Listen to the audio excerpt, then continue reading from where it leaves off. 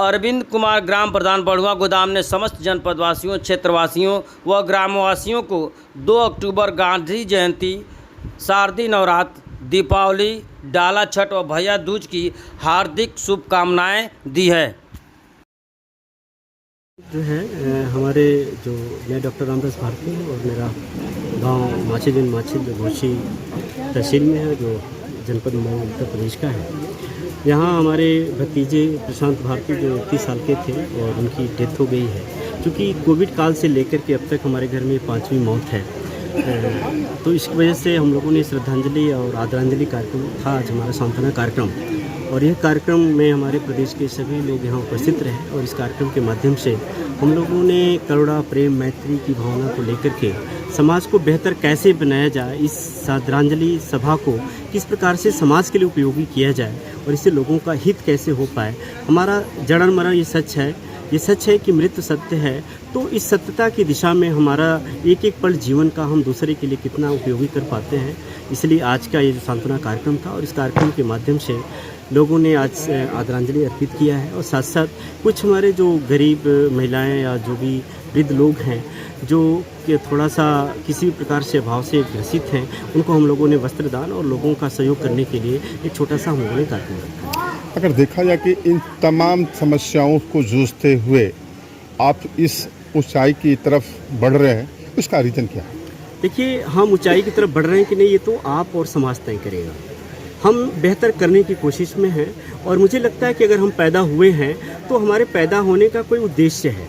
उद्देश्य ये सिर्फ खा करके और नौकरी करके मर जाए, मुझे ऐसा लगता है कि ये लाइफ ठीक नहीं है। तो जितनी भी ज़िंदगी है वो ज़िंदगी में एक एक क्षण समाज के लिए अगर हम दे पाते हैं, उपयोगी अपने आप को बना पाते हैं, तो मुझे लगता है कि यही उचित है। क्योंकि समाज में जन्म लेना उतना महत्वपूर्ण नहीं है, बल्कि एक अच्छी ज़िंदगी, यानी बाबा साहब जैसा कि कहते थे कि ज़िंदगी लंबा होना उतना महत्वपूर्ण नहीं बल्कि महान होना उचित है।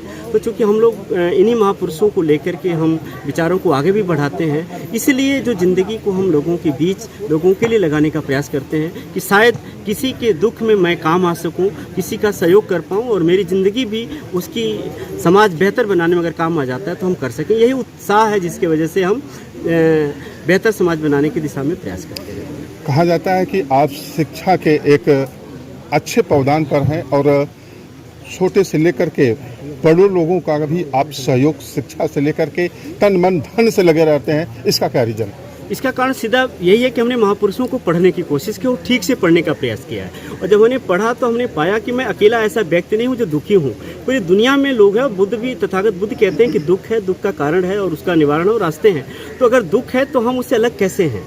तो अगर मैं शिक्षा की स्थिति में हूँ तो शिक्षा का उपयोग तो वास्तव में तभी सही है ना जब हम उस शिक्षा का उपयोग समाज के लिए कर पाते हैं। तो अगर शिक्षा का उपयोग हम समाज के लिए नहीं कर पाते, तर्क नहीं कर पाते, विश्लेषण नहीं कर पाते हैं, तो शिक्षा का कोई उपयोगिता नहीं है। और अगर हम कुछ कर पाते हैं और लोगों को अगर ऊंचाइयों पे, यानी हम बेहतर समाज बनाना है, हमें बेहतर भारत बनाना है, और ये तभी संभव है जब हम पढ़े लिखे लोग उस दिशा में आगे बढ़ें और उसके लिए 10 कदम चलें। आप हमारे चैनल के माध्यम से क्या संदेश लोगों में? हम ये कहना चाहेंगे कि किसी के पास कितनी भी धन संपत्ति क्यों न हो, उस पर कोई प्राउड न करो। ये आज है, कल नहीं रहेगा तो तुम्हारा किया हुआ अच्छा कार्य, इसलिए जितना भी अच्छा कर सके हो, जितना भी अच्छा लोगों को कुछ दे सकते हो, लोगों के हित के लिए चल सकते हो, वो तुम्हारे मरने के बाद भी जितनी साल की तुम्हारी ज़िंदगी है शायद उससे ज़्यादा भी तुमको जिंदा रख सकता है। इसलिए मेरा संदेश यही है कि जिनके पास माँ बाप, भाई बहन हैं, वो अनमोल रत्न हैं। उन भाई बहनों के साथ एक ऐसा रिश्ता बनाएं, एक अच्छा व्यवहार बनाएं जिससे मिलजुल करके एक समाज का निर्माण हो सके, एक देश का निर्माण हो सके। हमारे जिनके पास है तो कम से कम उसका उपयोग करें और माँ बाप, भाई बहन सबकी एक संयुक्त परिवार के रूप में, या जिस तरीके से भी कह सकते हैं, बेहतर समाज बनाने की दिशा में प्रयास करता है।